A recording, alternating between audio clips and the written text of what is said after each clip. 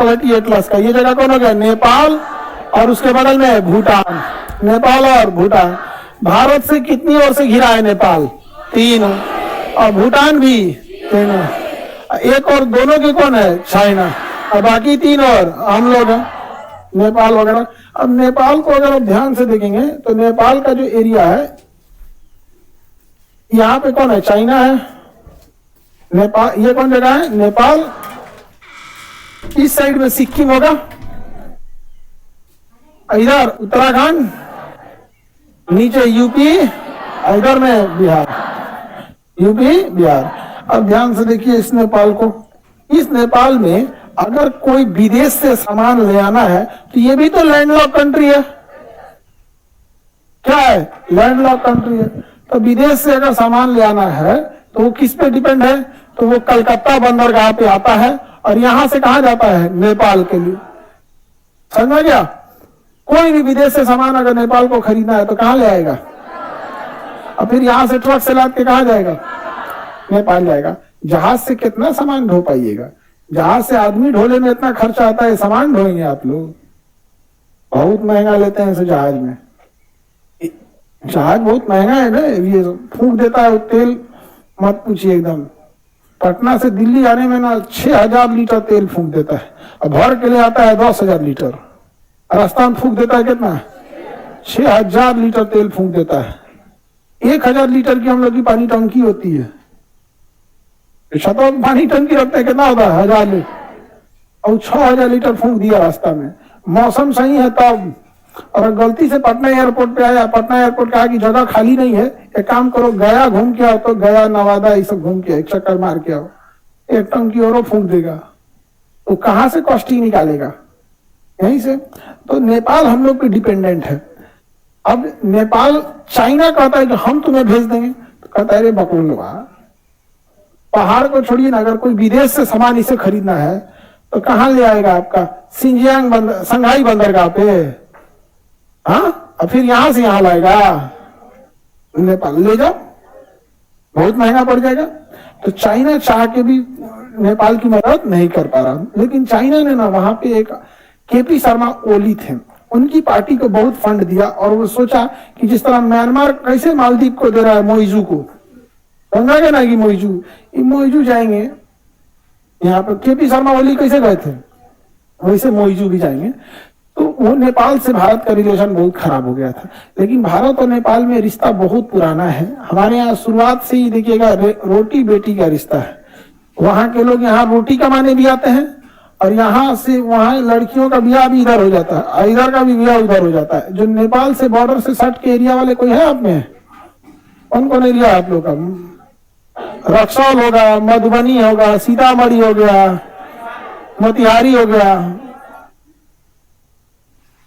हाँ, शिवहर, सोनबरसा तो एकदम सट गया। सोनबरसा के बाद तो भी नेपाल चालू, तो सीतामढ़ी वाला में सोनबरसा। हाँ,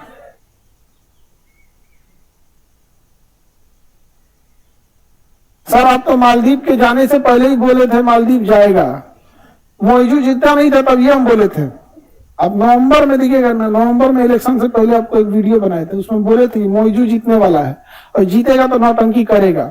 जीत गया, नौटंकी करने लगा। यहाँ पे भारत सरकार हल्का में ले रही थी हमको।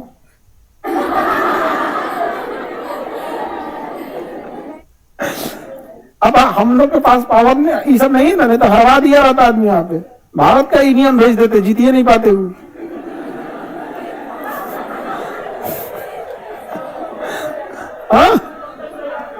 अरे दोस्त, अब अपना उनको भेज देते। जो चंडीगढ़ में जो अधिकारी था, चुनाव जीता था, क्या नाम, दुकान मसीह था, उसको दे देते। मोइजू के 22 वोटे निरस्त कर देता। जा, नहीं समझे?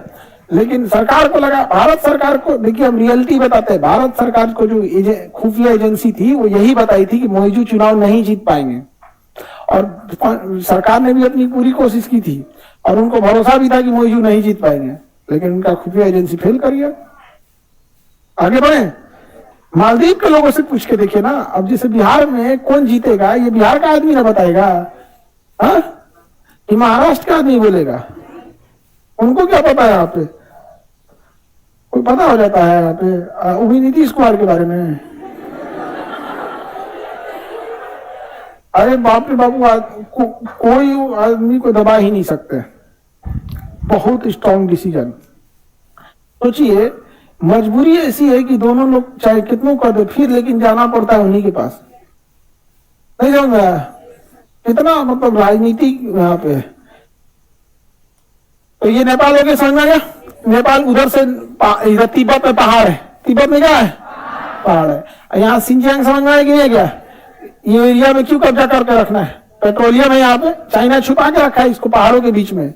जरूरत पड़ेगा एग्जैक्ट लोकेशन बताएंगे हम, एग्जैक्ट लोकेशन। मिसाइल में बस उसको अक्षांश देशांतर सब गिन के कि इतना डिग्री उत्तर, इतना डिग्री पूर्व पश्चिम, एकदम गिन के बताए।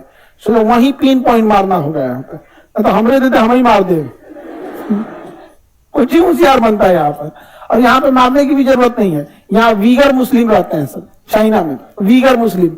रमजान में उनको रोजा रखने नहीं देता है। कहेगा रोजा रखेगा रे, मुंह खोल, इसको पकड़ के खाने खिलाओ इसको। कौन सी का रोजा रहेगा? रमजान में रोजा नहीं रखना है, डांस करवाएगा। और मौलवी लोगों से क्या करता है? डांस कराता है। मौलवी लोगों से वहां पे डांस कराएगा। यहाँ पे कोई लड़की का अगर कपड़ा घुटना से नीचे हो गया ना तो काट देगा कैंची से। सबको घुटना से ऊपर कपड़ा पहनना है, घुटना दिखना चाहिए।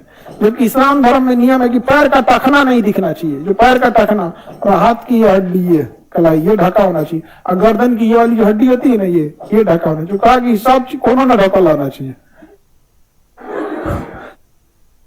एक को मुस्लिम देश बोल दे। कुरान में 30 पारे हैं, कहता है कि हम बताएंगे इस 30 में कौन कौन सही है, इसको हटा दो, इसको हटा दो, इसको हटा दो, इसको हटा दो। हम अपने हिसाब से चाइनीज कुरान, पूरी दुनिया में कुरान एक ही है, चाइना में चाइनीज पढ़ाता है कुरान, समझ गया? और यहाँ सब वीगर मुस्लिम रहते हैं। हम लोग को करना कौन चीज? यहाँ वीगर मुसलमानों को आगे कर देना है। करना कि नहीं? आ गया तुम्हारे साथ ज्यादती हो रहा है, उन्हीं सबको सिखा देना है कैसे मिसाइल जाता है, मार देगा, सब उड़ गया। हमारा का जरूरत है भी नहीं। यहाँ पे हम लोग वीगरों के साथ खड़े रहेंगे, किसी के साथ अत्याचार नहीं होने दिए हम लोग, ना इजराइल के साथ ना फिलिस्तीन के साथ। तो फिर वीगर को हम कैसे छोड़ेंगे? वीगर हमारे साथ हैं। नहीं समझ आया? अरब वालों से क्या मतलब है? वो भले साथ रहे न रहे। यहाँ पे ये लोग पाकिस्तानी का गुण गाता है लोग, इनकी भी मजबूरी समझिए। ये सब जो है समझा, इन सब के पास कोई टेक्नोलॉजी है नहीं यहाँ पे। इनके यहाँ अभी मैं छोड़ा था ना कतर में, तो पुलिस घट गई थी तो पाकिस्तान से गए थे सब। हाँ, सोचिए ना इन लोग की आर्मी कितनी पावरफुल होगी कि इनकी आर्मी को जो ट्रेनिंग देता है ना, वो पाकिस्तान वाला देता है।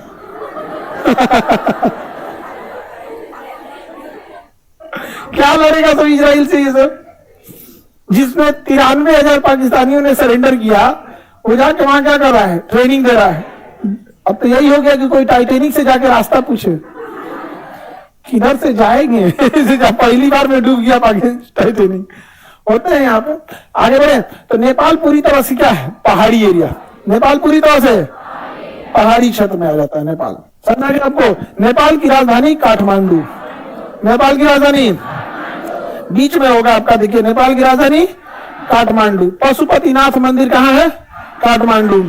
काठमांडू में पशुपतिनाथ मंदिर, काठमांडू में। यहाँ पे एक एयरपोर्ट है, त्रिभुवन एयरपोर्ट। कौन सा एयरपोर्ट? त्रिभुवन एयरपोर्ट है। कहाँ पे? काठमांडू में। मिल गया?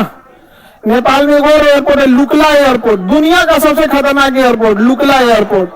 दुनिया का सबसे खतरनाक एयरपोर्ट लुकला एयरपोर्ट। अगर थोड़ा सा आगे गए तो भी मरेंगे, पहले गए तो भी जाएंगे। यहाँ पे लुकला एयरपोर्ट दुनिया का सबसे खतरनाक लुकला एयरपोर्ट। नहीं दिखेगा, इतना छोटा है, पहाड़ के ऊपर। ऐसे पहाड़ है ना, तो पहाड़ के ऊपर का मुड़िया तोड़ दिया है और उसी बना दिया है लुकला एयरपोर्ट। समझ गया? नेपाल की राजधानी काठमांडू। सब लोग देखिए, सार्क का मुख्यालय काठमांडू, सार्क का मुख्यालय काठमांडू। पशुपतिनाथ मंदिर मिला जी काठमांडू। कहाँ है? उसको चमका देना लोग, इसे सुगा कलर से क्या कर देना है? चमका देना है। काठमांडू के बगल में इधर देखिए मेरी और सब, काठमांडू की इधर मिलेगा पोखरा। मिल गया पोखरा? पोखरा मिला कि नहीं मिला? नेपाल काठमांडू के पश्चिम में होगा पोखरा। काठमांडू के पश्चिम में क्या है? पोखरा। 10 मिनट की फ्लाइट है, 15 मिनट की। ऐसे जाएंगे ना नेपाल से काठमांडू से पोखरा, आपको लगेगा 3-4 घंटे, और अगर फ्लाइट से जाएंगे तो 20 मिनट में पहुंचा देगा आपको, जाइए वहां। लेकिन वहां फ्लाइटें उलट जाती हैं सब।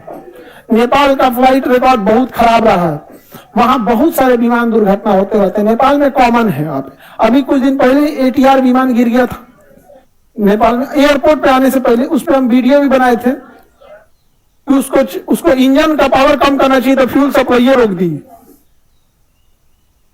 अरे करना चाहिए फ्लैप कम, फ्लैप उसका ना जो विंग्स होता है, विंग्स ऐसे विंग्स है तो उड़ रहा है, फ्लैप को नीचे करेंगे ना तो विंग्स चौड़ा हो जाएगा, हवा को रोकने लगेगा तो स्पीड धीमा हो जाएगा। तो उसको फ्लैप्स डाउन करना चाहिए ना, पावर कट कर दी। कंडीशन बोलते हैं उसे, कंडीशन लीवर। तो जहाज में दो होता है, एक फ्लैप होता है, उसके बगल में कंडीशन लीवर होता है। कंडीशन लीवर अगर कम कर देंगे ना तो इंजन में फ्यूल जाना बंद हो जाएगा। अब उसको धीमा करना चाहिए तो इंजन में फ्यूल डालना बंद कर दे। यह काम से समझा गया। जहाज में सबसे टफ काम होता है लैंडिंग, जहाज को उतारना।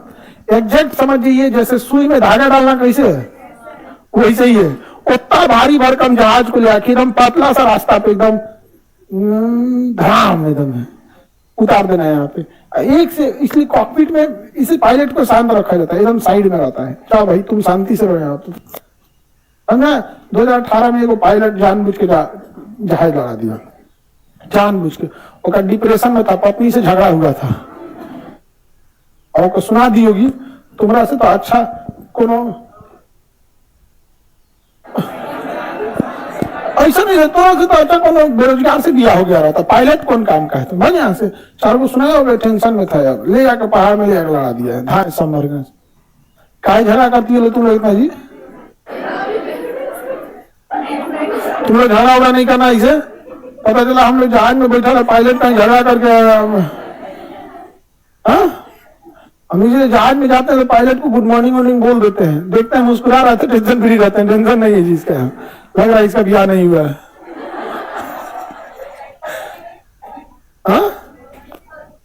हाँ लड़का सब भी झगड़ा करता है सब, लेकिन लड़कों के झगड़ा में ना फिर मान जाता है सब वो मनाना पड़ता है। आगे बढ़ते हैं। गया जहाज चल गया, पायलट को शादी नहीं कर देना चाहिए।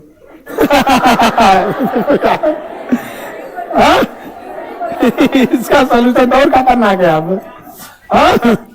रिस्क है, लेकिन इसमें बहुत टेंशन में है। बताइए जहाज ले जाकर लड़ा दिया वहां पे। आगे बढ़े। ये जगह कौन हो गया? पोखरा।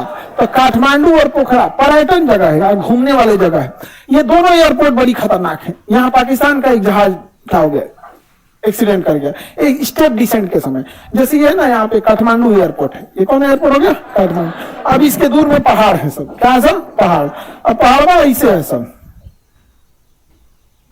अब कोई जहाज आता है ना तो अचानक से डाउन नहीं होता, ऐसे आता है फिर नीचे आता है, फिर आता है फिर नीचे आता है, फिर ऐसे फिर नीचे। इसको स्टेप डिसेंट कहते हैं। क्या कहेंगे? Step descent. तो उसको होता है कि पहली बार में 11,000 फीट 1100 फीट नीचे आना है, फिर 800 फीट नीचे आना है, फिर इसमें गलती से आना चाहिए था यहाँ 800 फीट। कितना आना चाहिए था? यहाँ से 1100, यहाँ से 800 फीट। अच्छा लगा 1500 फीट जाके यहीं पेंदिए लड़ गया, पहाड़ में पेंदिए लड़ गया, जहाज में खत्म हो गया। जा बड़ी खतरनाक एरिया है वहां पे, पहाड़ वगैरह वहां पे। तो नेपाल का काठमांडू एयरपोर्ट काफी आगे बढ़िया। अब नेपाल में कोई इंडस्ट्री वगैरह तो है नहीं। नेपाल में इधर की ओर देखेंगे ना तो विराटनगर और जनकपुर मिलेगा।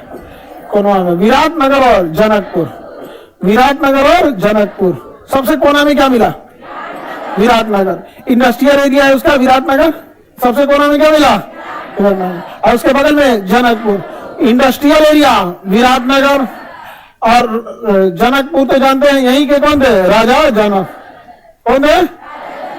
राजा जनक। और वहीं पे सीता जी थी।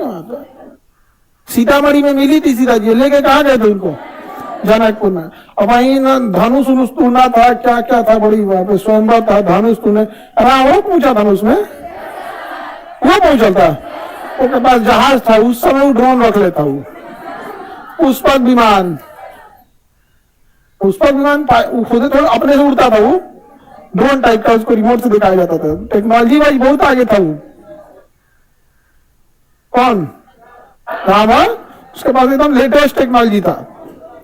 आगे बढ़ जाए तो नेपाल में, अब आप नेपाल का फिजिकल नक्शा देखिए, नेपाल का फिजिकल नक्शा, जस्ट उसी के ऊपर हो गया नेपाल का फिजिकल नक्शा, दिखा। अब मेरी ओर ध्यान दीजिए, यहाँ पे नेपाल के ऊपरी भाग में एकदम ब्राउन कलर के भूरे भूरे पहाड़ होंगे, सब एकदम एकदम चटकार पहाड़ होगा, जबकि नेपाल के निचला भाग हरा भरा मैदान होगा। नेपाल का निचला भाग हरा भरा मैदान होगा, यानी नेपाल की ज्यादातर जनसंख्या किस भाग में रहती है? निचले भाग में। अभी पहाड़ों पे कोई रहने जाएगा जी? इससे एक लॉस जानते ही क्या है? अगर नेपाल से अगर कोई नदी निकलेगी ना तो बड़ी तेज रफ्तार से निकलेगी, क्योंकि पहाड़ से निकलेगी, नीचे क्या है? खाली मैदान है, एकदम भयानक निकलेगी। और निकलेगी तो या तो डुबाएगी बिहार को, या तो डुबाएगी यूपी को, समझा गया? तो यहाँ से पानी आता है यूपी में, यूपी ठेल देता है बिहार में, और जो नेपाल डायरेक्ट दिया वो भी आया बिहार में। बिहार हो गया कटोरा, क्या हो गया? कटोरा, लबालब पानी है इसमें बिहार में, समझा गया कि नहीं आ गया? तो नेपाल ऊपरी भाग क्या है? पहाड़ है। नेपाल के ऊपरी भाग में क्या है? मिल गया? मेरी ओर ध्यान से देखिएगा, नेपाल का जो एकदम लास्ट एरिया होगा ना, यहाँ पर, यहाँ होगा कंचनजंगा पर्वत, और उसके बगल में होगा माउंट एवरेस्ट। कंचनजंगा पर्वत और उसके बगल में होगा माउंट एवरेस्ट, कंचनजंगा और उसके बगल में माउंट एवरेस्ट। मिल गया? कंचनजंगा उसके बगल में माउंट एवरेस्ट, हो गया? दुनिया की सबसे ऊंची चोटी 8,850।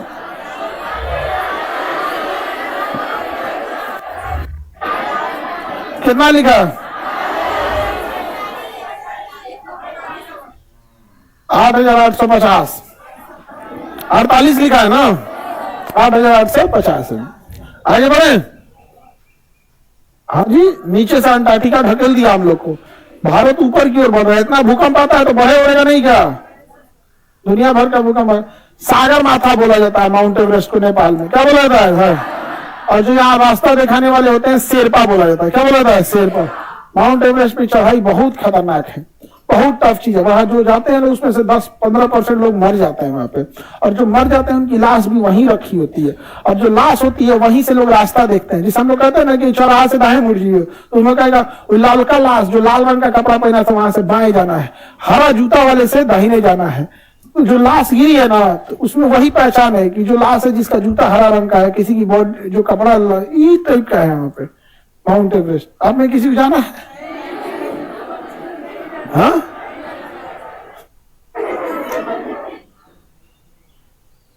आगे बढ़े।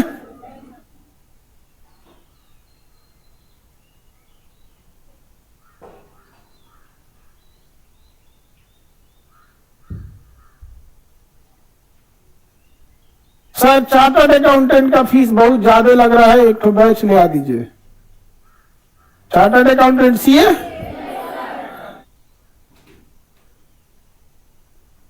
अरे उसका फीस बहुत महंगा है। चार्टर्ड अकाउंटेंट ही सब का फीस। अब ये समझ में आ गया? नेपाल, नेपाल के बगल में देखते हैं भूटान, नेपाल के बगल में ये तो नेपाल हो गया, नेपाल के बगल में भूटान।